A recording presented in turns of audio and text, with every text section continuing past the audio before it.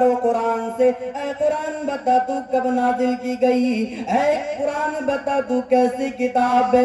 سب سے پہلے اس سوال کا جواب قرآن دے گا. ھدی للمتقین. یہ کیسی کتاب ہے کہ اس کتاب کو اللہ نے متقیوں کے لیے ہدایت بنا دیا. اور اس سے پہلے قرآن کا جواب سنیے. ذالک الکتاب لا ریب فیہ. یہ کیسی کتاب ہے کہ اس کتاب کے اندر ذرہ برابر بھی شک نہیں کیا جا سکتا, ذرہ برابر بھی ریب کی گنجائش نہیں ہے. ھدی للمتقین, متقیوں کے لیے راستہ دکھانے والی ہے, ہدایت متقیوں کے لیے. اب یہاں پر کوئی یہ نہ سمجھے کہ قرآن تو متقیوں کے لیے ہدایت ہے, ہم جیسے چوروں کے لیے ہدایت نہیں, ہم جیسے ڈاکوؤں کے لیے ہدایت نہیں, ہم جیسے شرابیوں کے لیے ہدایت نہیں, اور جو زنا کرتے ہیں زانیوں کے لیے ہدایت نہیں ہے. بلکہ قرآن تو دوسری جگہ یہ کہتا ہے ھدی للناس وبینات من الہدی والفرقان. یہ قرآن تو ایک ایسی کتاب ہے کہ اس کتاب کو اللہ نے پوری انسانیت کے لیے, دنیا جہان کے اندر چپے چپے پر بسنے والی انسانی آبادی کے لیے ہدایت بنا کر بھیجا ہے. یہ قرآن کا اسلوب ہے کہ اللہ کہیں ھدی للمتقین کہہ رہا ہے اور کہیں ھدی للناس کہہ رہا ہے. یہ متقیوں کے لیے ہدایت ہے اور لوگوں کے لیے ہدایت ہے. میں زیادہ پیچیدگیوں میں جانا نہیں چاہتا ہوں. اللہ نے یہ کتاب اپنے نبی کو عطا فرمایا. جب بات قرآن کی چل ہی رہی ہے تو میں آپ کو بتا دوں کہ ویدوں کے اندر اس قرآن کا تذکرہ موجود ہے. اعتراض کرنے والوں کی دنیا میں کمی نہیں ہے. کہیں گے بھئی تمہیں کیسے پتا چلا کہ یہ قرآن کا ہی ذکر موجود ہے ویدوں کے اندر, تم اس کو قرآن ہی کیسے کہہ سکتے ہو؟ وید کے اندر جو موجود ہے میں آپ کو بتاتا ہوں. جس کا قرآن سے زیادہ لگاؤ ہے وہ اس کانسیپٹ کو سمجھ پائے گا. سنیے گا. پرتتیم چارم دھرم گوپیتایا پرہویتے مرودرگناگہیہ چتر ببرارتمی دیو کرشامی کلیشیم یہ مہورجسو ودرویہ دیوا سدرہا مرودرگناگہیہ یہ اکمان چرنا درپتا سوجسو مرودرگناگہیہ. یہ مرودرگناگہیہ, مرودرگناگہیہ ویدوں کے اندر 31 بار آیا ہے. 31 بار ویدوں کے اندر بیان کیا گیا ہے. آگے ویدیاس جی کہتے ہیں کہ ہے میرے ماننے والوں, اگر اس طرح کا کوئی منتر تمہیں کسی کتاب کے اندر مل جائے, کسی کتاب کے اندر اس طرح کا منتر جو بار بار دہرایا گیا ہو, تو سمجھ لینا کہ وہی آخری کتاب ہے. اسی کتاب کا مطالعہ کر کے اسی کتاب کو پڑھ کر تم جنت میں جا سکتے ہو. ساری دنیا کے مسلمان یہ جانتے ہیں کہ اللہ کی طرف سے نازل ہونے والی آخری کتاب جو ہے وہ ہے قرآن کریم. اور ویدیاس جی ادھر کہہ رہے ہیں کہ آخری کوئی ایسی کتاب تمہیں مل جائے تو پھر اسی کو آخری کتاب ماننا, اسی کو ہادی اور رشد و ہدایت کا ذریعہ سمجھ لینا. جب ہم قرآن کھولتے ہیں, سورہ الرحمن کھولتے ہیں, تو وہاں ہمیں ایک آیت ملتی ہے جو ہمیں بار بار 31 بار سورہ الرحمن کے آخر تک ملتی ہے. فَبِأَيِّ آلَاءِ رَبِّكُمَا تُكَذِّبَانِ. وید کے اندر مرودرگناگہیہ 31 بار, اور قرآن کریم کے اندر فَبِأَيِّ آلَاءِ رَبِّكُمَا تُكَذِّبَانِ 31 بار. ویدیاس جی کہہ رہے ہیں کہ اس کو مان لو. جب تمہیں کسی کتاب کے اندر 31 بار اسی طرح کا کوئی منتر مل جائے, کوئی آیت مل جائے, تو سمجھ لینا وہی آخری کتاب ہے. میرے ہندو بھائیوں, تمہیں یہ میسج اگر پہنچ رہا ہو تو سمجھ لو کہ یہی قرآن تمہاری کتاب ہے. وہ الگ بات ہے کہ تم نے اپنے نبی کو کھو دیا ہے, تم نے اپنی کتاب کو کھو دیا ہے. کل قیامت کے دن اللہ رب العالمین تمام لوگوں کو میدان محشر میں کھڑا کرے گا. حضرت نوح علیہ السلام کی قوم بھی وہاں رہے گی. نوح علیہ السلام کی قوم سے اللہ سوال کرے گا, اے نوح کی قوم بتا, تیرے تک, تجھ تک, یعنی تم پر نوح علیہ السلام نے میرا دین, میری شریعت, میرا پیغام پہنچایا تھا کہ نہیں پہنچایا تھا؟ نوح علیہ السلام کی قوم کہے گی, اللہ تیرے نبی نوح نے ہم تک کوئی دین, کوئی پیغام نہیں پہنچایا. لیکن آج ہمیں معلوم ہے کہ نوح علیہ السلام نے 950 سال تک دعوت و تبلیغ کی. 950 سال تک دعوت و تبلیغ کی. باوجود اس کے نوح علیہ قوم جو ہے اپنے نبی کو ماننے سے انکار کر دے گی اور کہے گی اے اللہ ہم تو نوح کو نہیں جانتے، نوح علیہ السلام نے ہم تک تیرا کوئی پیغام نہیں پہنچایا۔ آپ جب منوسمرتی کو اٹھائیں گے تو منوسمرتی ایک کتاب ہے ہندوؤں کی، فقہی کتاب ہے جس میں ہندوؤں کے مسئلے مسائل کو بیان کیا گیا ہے۔ منو اسمرتی، اسمرتیاں بہت ہیں لیکن سب سے مشہور اسمرتی منوسمرتی ہے۔ یہ منوسمرتی اسی لیے رکھا گیا کہ نوح علیہ السلام کو ویدوں کے اندر منو کہا گیا ہے۔ اور آج اگر ہندوؤں سے پوچھو کہ اے ہندو بھائیو تمہارا نبی کون ہے تو نہیں بتا پائیں گی۔ اور کرشنا مینن کا واقعہ تو آپ کے سامنے آنا چاہیے کہ کرشنا مینن ایک ہندو لڑکا تھا اور ایک مسلمان لڑکا اور ایک عیسائی اور ایک گوتم بدھ کا ماننے والا لڑکا، چاروں لڑکے کالج میں پڑھتے تھے۔ دونوں چاروں لڑکے ایک دفعہ باہر آئے، چائے پینے بیٹھے ہیں کسی دکان میں۔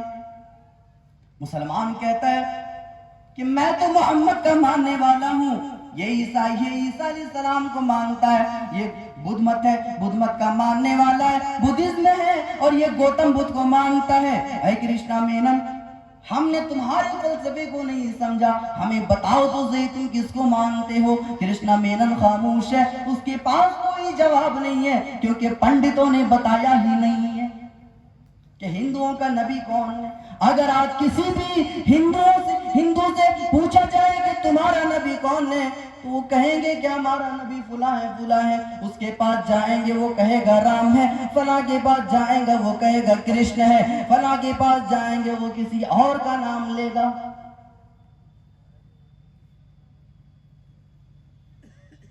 محمد الرسول اللہ صلی اللہ علیہ وسلم کو مسلمان مانتا ہے، ادھر نوح علیہ السلام کی قوم نوح علیہ السلام کو ماننے سے انکار کر رہی ہے۔ اور آج اگر ہندوؤں سے پوچھو کہ تمہارے نبی نے تم تک تمہارا نبی کون ہے تو یہ نہیں بتا پائیں گے، اس لیے نہیں بتا پائیں گے کہ انہیں معلوم ہی نہیں کہ ان کا نبی کون ہے۔ میں بتاتا ہوں تمہارا نبی کون ہے، تمہارا نبی نوح علیہ السلام ہے، اور وہیں سے بت پرستی کی پوجا شروع ہوئی تھی جو آج ہندوؤں کے اندر کثرت سے پائی جاتی ہے۔ ہندوؤں کے اندر یہ بت پوجا اور مورتی پوجا جو ہے ایک دو نہیں بلکہ 33 کروڑ بھگوان ان کے اندر موجود ہے۔ کسی نے تو اس سے بھی زیادہ بھگوان بنا دیے اور کہا کہ ہم 33 کروڑ بھگوان کو ماننے والے ہیں۔ غور کرنے کی بات ہے ان چیزوں میں۔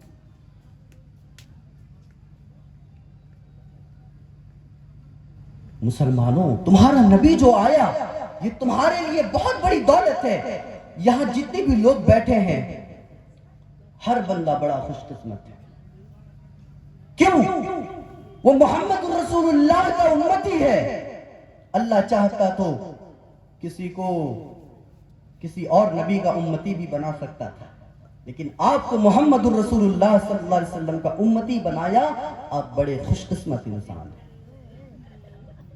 یہاں نوح علیہ السلام دعوت و تبلیغ 950 سال تک کیے، قوم قیامت کے دن ماننے سے انکار کر رہی ہے، اور آج ہندو لوگ ماننے سے انکار کر دیں گے۔ بہرکیف قرآن کریم کے بارے میں بتا رہا تھا کہ قرآن کریم کے بارے میں وید ویاس جی نے کہا کہ وہی آخری کتاب ہے، اس کو مان لینا، وہی تمہاری کتاب ہے اور وہی تمہارے لیے جنت جانے کا ایک راستہ ہے۔ بات قرآن کریم کی چل رہی ہے، ایک اور چیز دیکھ لیتے ہیں۔ اعتراض کر سکتے ہیں لوگ کہ بھئی تم کیسے بتا سکتے ہو کہ وہ قرآن کا ہی ذکر کر رہے ہیں وید ویاس جی؟ سنیں، ویدوں کے اندر اور ایک چیز لکھا ہوا ہے، شنکلپی شدھم شلوکے شردہ شراشتادھکم شروا شاسترم شورتی منوہرم۔ آخری کتاب جو اس دنیا کے اندر اتاری جائے گی وہ کتاب اور وہ پستک ایسی کتاب ہوگی کہ اس کتاب کے اندر 6666 آیتیں ہوں گی۔ شنکلپی شدھم شلوکے شردہ شراشتادھکم شروا شاسترم شورتی منوہرم، اس کتاب کے اندر 6666 آیتیں ہوں گی۔ جب ہم قرآن کے بارے میں تحقیق کرتے ہیں، جائزہ لیتے ہیں اور گنتے ہیں قرآن کی آیتوں کو تو قرآن میں بھی 6666 آیتیں موجود ہیں۔ اب آئے کوئی میدان میں اس چیز کو جھٹلانے کے لیے کہ نہیں بھائی اس میں قرآن کا ذکر نہیں۔ اور ایک دلیل دیتا ہوں میں ویدوں سے، ایک اور دلیل یاد رکھیے گا۔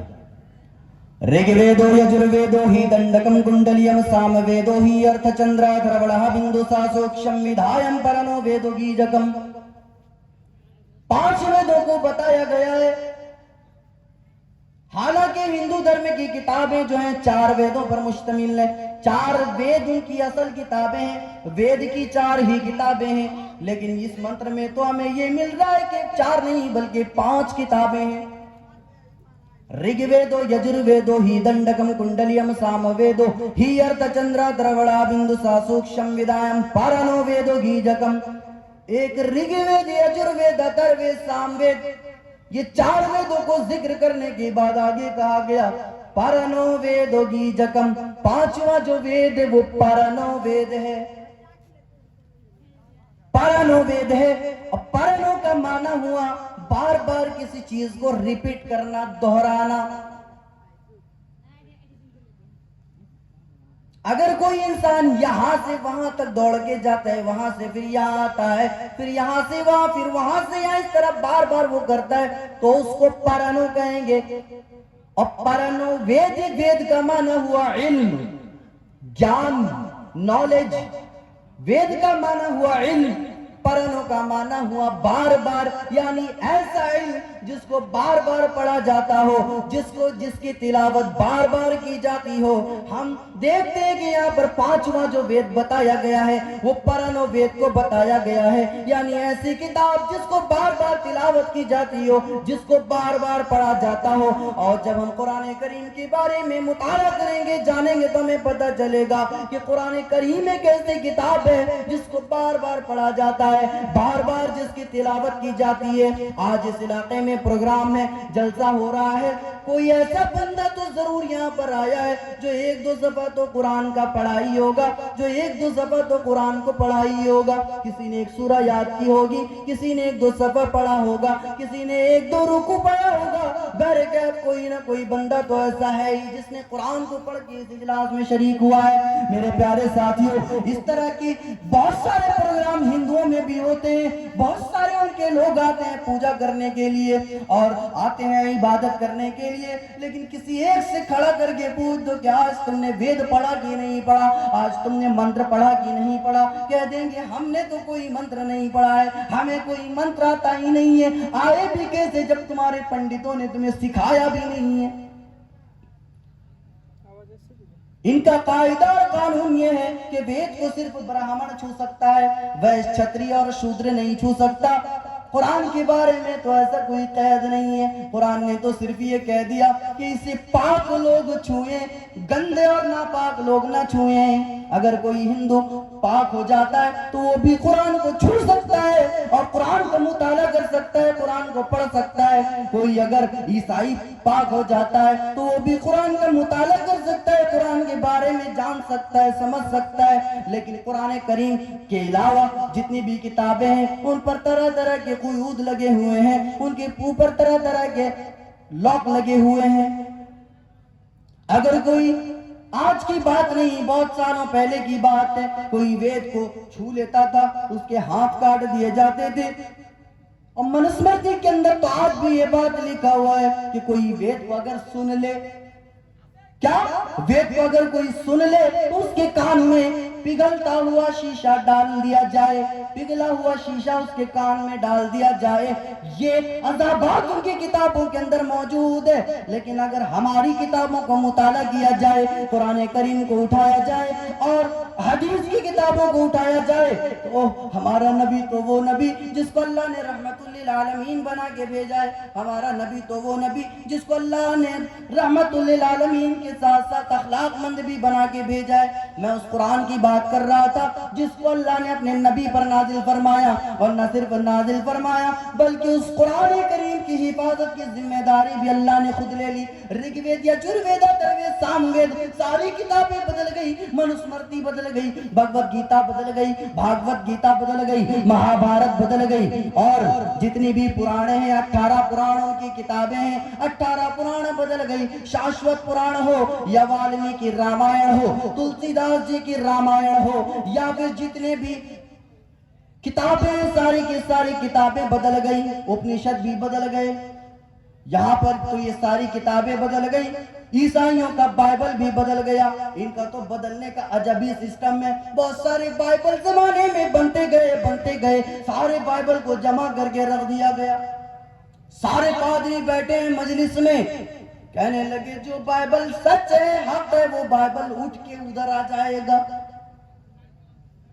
حماقت والی بات تو دیکھیے, ایک بائبل جس میں سچائی ہے, حقیقت ہے, وہ بائبل اٹھ کر ادھر آ جائے گا. تمام پادریوں کو وہ بائبل ایکسپٹ کرنا پڑے گا, وہ بائبل ماننا پڑے گا. بیرکیف لکھا ہوا ہے ان کی کتابوں کے اندر, ایک بائبل اٹھا اور آگے ان کے سامنے آ گیا. پتہ نہیں وہ بائبل کے اندر جان کہاں سے آ گئی تھی, یا روح کس نے پھونک دیا تھا, جبکہ اس وقت محمد الرسول اللہ کی شریعت کو ماننا ضروری تھا.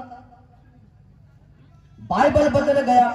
اس کے علاوہ اگر آپ دوسرے مذاہب کے اندر جائیں گے تو وہاں بھی ان کی دھارمک کتابیں بدل دی گئیں, ساری کتابیں بدل گئیں. لیکن قرآن کریم ایک ایسی کتاب ہے, ایک ایسا کلام ہے کہ یہ بدلا نہیں ہے. اللہ نے اپنے نبی کو کہہ دیا, اے میرے پیارے نبی, دنیا کی ساری کتابیں بدل سکتی ہیں, دنیا کی ساری پستکیں چینج ہو سکتی ہیں, دنیا کی ساری پستکوں کے اندر پریورتن آ سکتا ہے, دنیا کی ساری کتابوں کے اندر چینجنگ آ سکتی ہے, لیکن اے میرے پیارے نبی, آپ کے اوپر جو کتاب نازل کی گئی, آپ کے اوپر جو شریعت نازل کی گئی, اس کتاب کے اندر چینجنگ نہیں آ سکتی. اللہ نے کیا کہہ دیا, اللہ نے کہہ دیا اِنَّا نَحْنُ نَزَّلْنَا الذِّكْرَ وَإِنَّا لَهُ لَحَافِظُونَ. اے میرے پیارے نبی, ہم نے آپ کے اوپر جو کتاب نازل کیا ہے, اے میرے پیارے نبی, ہم نے آپ کو جو کتاب دیا ہے, اِنَّا نَحْنُ نَزَّلْنَا الذِّكْرَ, اس کو نازل کرنے والے ہم ہیں, وَإِنَّا لَهُ لَحَافِظُونَ, اس کی حفاظت بھی میں ہی کروں گا. کیونکہ اللہ کو معلوم تھا کہ 26 آیتوں کو نکالنے والا خبیث پیدا ہوگا, قرآن کے اندر چینجنگ اور تبدیلی لانے والا شیطان پیدا ہوگا. اللہ کو معلوم تھا کہ جس طرح توریت بدل گئی, زبور بدل گئی, انجیل بدل گئی, اور جتنی بھی کتابیں ساری بدل دی گئی, ضرور اس قرآن کو بھی بدلنے کی کوشش کی جائے گی. لیکن اللہ نے یہ اعلان کر دیا, اے میرے نبی, آپ کو ڈرنے کی ضرورت نہیں ہے, یہ کتاب تا قیامت تک صحیح رہے گی, اس کے اندر چینجنگ اور تبدیلی پیدا نہیں ہو سکتی. یہ مسلمانوں کے قرآن کریم کا مقام و مرتبہ ہے, اور یہ اتنا مقام و مرتبہ والی کتاب, اتنی پاورفل کتاب تمہارے نبی کو دی گئی, کسی اور نبی کو نہیں دی گئی, کسی اور نبی کو نہیں دی گئی یہ کتاب تمہارے نبی کو دی گئی ہے. تو تمہارے نبی کی عظمت بڑھی کہ نہیں بڑھی؟ بڑھی نا. تو پھر اس کے ماننے والے بن جاؤ. یہ تمہاری خوش قسمتی ہے کہ اللہ نے تمہیں محمد الرسول اللہ صلی اللہ علیہ وسلم کا امتی بنایا, قرآن کا پڑھنے والا بنایا, اور تمہیں قرآن پر عمل کرنے کی توفیق دی. اللہ کی بہت بڑی نعمت ہے. تھوڑا آگے چلتے ہیں, بہت ساری چیزیں مجھے مختصر بتانی ہیں. آگے چلتے ہیں. جب اتنے عظمت والے نبی کو آپ نے سن لیا ہے, تو اس عظمت کے پہلو کے بعد ہم سیرت کا ایک اور پہلو اٹھاتے ہیں, جس سے اگر کسی کو نیند آ رہی ہوگی تو شاید کہ اس کے نیند میں دوری پیدا ہو اور تازگی اس کے اندر آئے. آئیے ایک چیز دیکھتے ہیں. آج ہم لوگ کیا کرتے ہیں, چہرے کو سنوارنے کے لیے, چہرے میں خوبصورتی پیدا کرنے کے لیے طرح طرح کے کریم, فیس واش اور پتہ نہیں کیا کیا کرواتے ہیں, اور اس میں ہزاروں روپیوں کا خرچہ ہوتا ہے. خوبصورتی ہم یہ پیدا کرتے ہیں. ایک صاحب نے ایک صاحب سے پوچھا کہ میں اپنے چہرے میں خوبصورتی کیسے پیدا کروں, تو انہوں نے کہا کہ ایک خوبصورتی وہ ہوتی ہے جو ظاہری ہوتی ہے, اور ایک خوبصورتی وہ ہوتی ہے جو باطنی ہوتی ہے. بہتر یہ ہوگا کہ تم باطنی خوبصورتی پیدا کرو, اندر کی خوبصورتی پیدا کرو, نورانیت پیدا کرو. باہر کے حصے کو نہ دیکھو, باہر آٹومیٹکلی ٹھیک ہو جائے گا جب تمہارا اندر کی ٹھیک رہے گا. آج ہم یہ چیزیں کرتے ہیں. محمد الرسول اللہ کو دیکھو کہ انہوں نے کیا کیا کیا ہے. اگر ہم ان کے ماننے والے بن گئے, ان کے امتی تو ہیں ہی, اگر ان کے صحیح سے ماننے والے, صحیح سے فالوور اگر بن گئے تو پھر ہمارے چہرے میں بھی وہ نورانیت آئے گی, یا پھر اس کا ایک ذرہ بھی آ گیا تو چہروں میں کیا ہی خوبصورتی پیدا ہوگی. اللہ کے نبی صلی اللہ علیہ وسلم کو اللہ نے جب پیدا فرمایا, بہت ساری عورتیں آئیں اللہ کے نبی کے دربار میں. پتہ چلا عبداللہ کا انتقال ہے. محمد رسول اللہ صلی اللہ علیہ وسلم کا جو والد ہے وہ نہیں, چلی گئی. ان کو بھی تو داد و دہش چاہیے تھا, پیسے ان کو بھی چاہیے, چلی گئی. محمد رسول اللہ کو نہیں لیا. ہوتا کیا تھا کہ لے لیا جاتا تھا بچے کو, اور دیہات میں لے جا کے اس کو پال پوس کر بڑا کیا جاتا تھا. اس کے دو وجوہات بیان کیے جاتے ہیں. ایک تو اس کی عربی اچھی ہو جاتی تھی, اور دوسری چیز جو ہے صحت و تندرستی پیدا ہوتی تھی, اور شہر میں پھیلنے والی بلاؤں سے وہ دور رہتا تھا. کوئی محمد الرسول اللہ کو نہیں لیا. ایک عورت آئی, حلیمہ سعدیہ رضی اللہ تعالیٰ عنہ آئی, دروازہ کھٹکھٹائی, کوئی بچہ اس کو نہ ملا تھا. محمد الرسول اللہ صلی اللہ علیہ وسلم مل گئے, اٹھائی, اٹھانے کے بعد گود میں رکھ دیے. حلیمہ کہتی ہے, اے آمینہ یہ کیسا بچہ جنا ہے کہ میں تو قبیلے قبیلے گھوما کرتی ہوں, میں وہاں بچوں کو دیکھنے جاتی ہوں, جو بچہ مجھے پسند آتا ہے میں اس کو لے کر پال پوس کر بڑا کر کے دے دیتی ہوں, لیکن یہ کیا ماجرا ہے کہ میں اس طرح کا بچہ اس سے پہلے کبھی دیکھی ہی نہیں. اوہ حلیمہ کیا کہہ رہی ہے؟ کہتی ہے کہ میں نے اس جیسا بچہ کبھی دیکھا ہی نہیں. آمینہ کہتی ہے میں نے بھی نہیں دیکھا. حلیمہ کہتی ہے تو دیکھے گی بھی کہاں سے, میں تو قبیلے قبیلے جایا کرتی ہوں, میں نے نہیں دیکھا. عبد المطلب بھائی کہنے لگے, حلیمہ آمینہ تم لوگ کہاں دیکھی ہو, میں تو ملک در ملک جایا کرتا ہوں, میں اس ملک سے اس ملک جایا کرتا ہوں, باوجود اس کے میں کبھی بھی کسی بھی ملک میں کسی بھی خطے میں اس طرح کا بچہ میں نے نہیں دیکھا. نبی پیدا ہوئے تو اتنی خوبصورتی نبی کے چہرے پہ. جوان ہوتے ہیں, جوان ہونے کے بعد جب ہجرت کرتے ہیں تو راستے میں ایک واقعہ پیش آتا ہے. ایک بڑھیا جس کا نام یا جس کی کنیت کہہ لیں ام معبد, تاریخ کے اوراق میں انہیں ام معبد ہی کہا گیا ہے. ام معبد, نبی جاتے ہیں ام معبد کے دروازے پر, نبی جانے کے بعد دروازہ کھٹکھٹاتے ہیں, ماں میرے دوست, میرے حبیب, میرے صدیق کو پیاس لگی ہے, ماں کچھ ہے تو کھانے کے لیے دے دے, پینے کے لیے دے دے, میرے یار کو بھوک لگی ہے. ماں کہتی ہے بیٹا اندر آ جاؤ, گھر میں کھانے کے لیے کچھ نہیں ہے. ابو معبد میرے شوہر ابھی بکریوں کو لے کر گئے ہیں, چرانے کے لیے گئے ہیں, شام میں واپس آئیں گے, شکار بھی کر کے لائیں گے, میں تمہیں ہنڈیا پکا کے دوں گی, میرے بچوں بیٹھ جاؤ. محمد الرسول اللہ کہتے ہیں کہ ماں وہ جو کونے میں بکری پڑی ہوئی ہے اس کا ہی دودھ پلا دو. ام معبد کہتی ہے کہ نہیں بیٹا تم کیا مذاق کر رہے ہو, وہ بوڑھی بکری تمہیں دودھ کیا دے سکتی ہے, وہ بکری تو پوری طرح بوڑھی ہو چکی ہے, تمہیں دودھ کیا دے گی, تم تو مذاق کرتے ہو مجھ سے. محمد رسول اللہ کہتے ہیں کہ ماں پہلے آپ کٹورا تو لائیں, پھر میں آپ کو دکھاتا ہوں. بوڑھی ماں کو پتا نہیں تھا کہ آج اس کے در پر کون آیا ہے, بوڑھی ماں کو پتا نہیں تھا کہ آج اس کے در پر کون آیا ہے. ایک ایسی ذات, ایک ایسی شخصیت جو جہاں جائے رحمتیں ساتھ ساتھ جائیں, جسے خود اللہ رب العالمین نے رحمت بنا کے بھیجا ہے.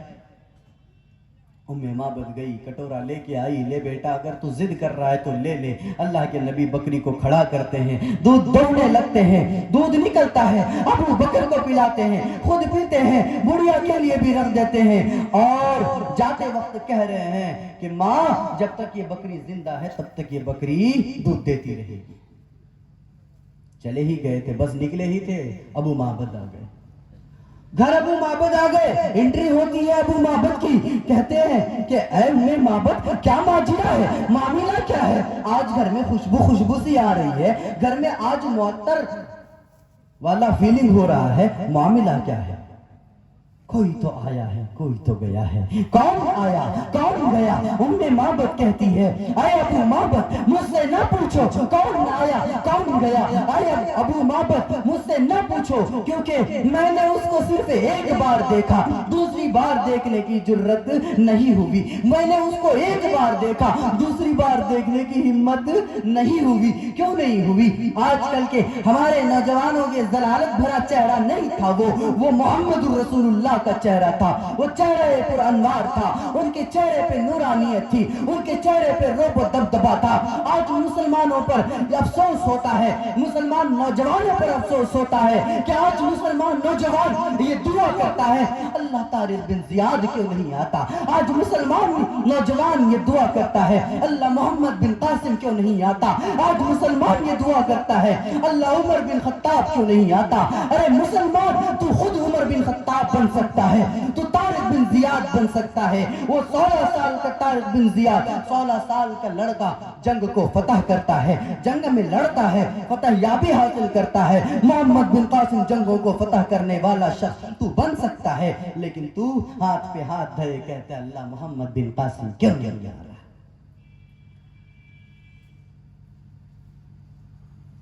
مسلمانوں پر اس بات پر بڑا افسوس ہوتا ہے۔ یہ چیز سمجھنے کی ضرورت ہے کہ اللہ نے اس نبی کو اتنا خوبصورت بنایا تھا، اتنا خوبصورت بنایا تھا۔ معبد کہتی ہے اے ابو معبد میں اس کو ایک بار دیکھی، دوسری بار دیکھنے کی ہمت ہی نہیں ہوئی، دوسری بار میں نے دیکھا ہی نہیں، دیکھ ہی نہیں پائی۔ کہا اچھا ہاں خوشبو کس چیز کی آ رہی ہے؟ کہنے لگی اس کے جسم سے خوشبو آ رہا تھا، اور محمد الرسول اللہ جہاں جاتے تھے وہاں کی آب و ہوا معطر ہو جاتی تھی، جہاں جاتے تھے وہاں کی آب و ہوا معطر ہو جاتی تھی، جس راستے سے گزر جاتے تھے وہ راستہ آب و ہوا اور وہاں کی آب و ہوا معطر ہو جایا کرتی تھی۔ محمد الرسول اللہ صلی اللہ علیہ وسلم کی جسم میں اللہ نے یہ برکت اور یہ عظمت اللہ کے نبی کو دیا تھا۔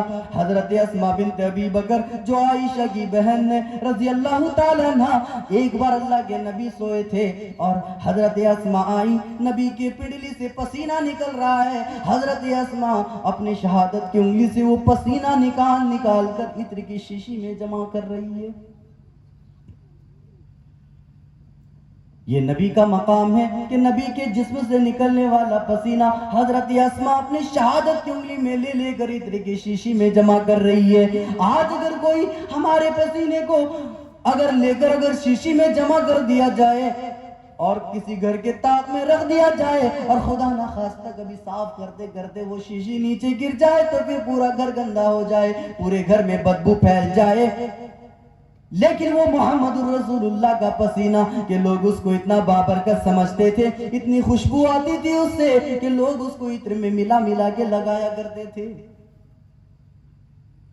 ವಿಚ್ಚರನ್ನ ಶುನಾಚೋನಿಯಂ ಹೈನ ಪ್ರತಿಮಧೋತಿ ನಿರಿಪಲಿಂಗತ್ತ ಛದದ ಸಯುನ್ನ ಕೋಟಿ ಶೋನಿ ಹನಿಷ್ಯತಿ आखिरी नबी जो आएगा, अंतिम महर्षि जो आएगा, इतना खूबसूरत होगा कि उसकी खूबसूरती को तुम विचार में नहीं ला सकते, तुम उसकी खूबसूरती को अपनी सोच में नहीं ला सकते, तसव्वुर में नहीं ला सकते, इतना खूबसूरत वो नबी होगा।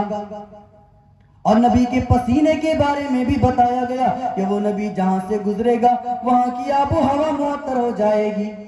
ಅತತೆ ಶಾಮ ಭವಿಷ್ಯಂತಿ ಮನಾನಸಿ ವಿಶ್ವಾನಿವೆ ವಸುದೇವಾಂಗರಗತಿ ಪುಷ್ಪಗಂಧ ನಿರಸ್ಪೃಶಾಮ वसुदेवांगरगति पुण्यगंध निरस्पृशामा।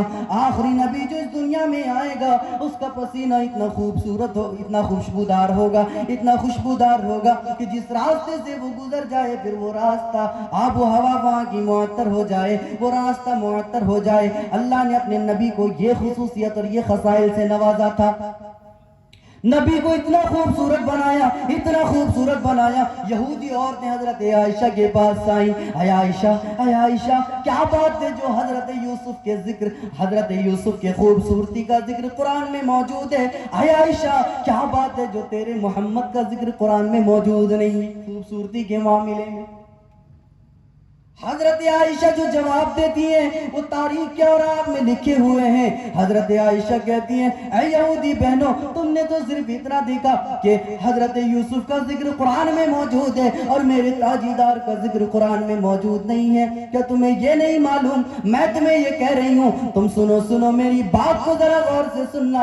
حضرت عائشہ کیا کہتی ہیں؟ حضرت عائشہ کہتی ہیں کہ زلیخا نے جب یہ امتحان رکھا اور حضرت یوسف کی خوبصورتی کا اندازہ لینا چاہا تو حضرت یوسف کو سامنے رکھ دیا اور ان کے سامنے کئی عورتوں کو رکھ دیا. ان کے ہاتھ میں ایک سیب دے دیا, ایک پھل دے دیا اور ہاتھ میں چھری دے دی اور کہا کہ یوسف کو دیکھتے دیکھتے پھل کو کاٹو. عورتیں کھڑی ہوئی, یوسف کو دیکھتے دیکھتے پھل کو کاٹنا شروع کیا اور جب پھل کاٹ دیا پتہ بھی نہیں چلا, ہتھیلیوں پر بھی چھریاں چلانی پتہ نہیں چلا. اچانک سے درد سا محسوس ہوتا ہے, پتہ چلتا ہے ہتھیلیاں بھی کٹ چکی ہیں. یوسف کی خوبصورتی دیکھ کر مصر کی عورتوں نے اپنی ہتھیلیوں کو کاٹ لیا. اور جب میرے محمد رسول اللہ کی خوبصورتی کو لوگوں نے دیکھا, دنیا والوں نے دیکھا, تو یہودی عورتوں سنو میرے محمد کو جب دنیا والوں نے دیکھا اپنے گردنوں پہ چھریاں چلا لی, اپنے سروں کو کچلوا لینا گوارا کر لیا, اپنے سینے کو محمد الرسول اللہ کا ڈھال بنا دیا. اور آج وہ لوگ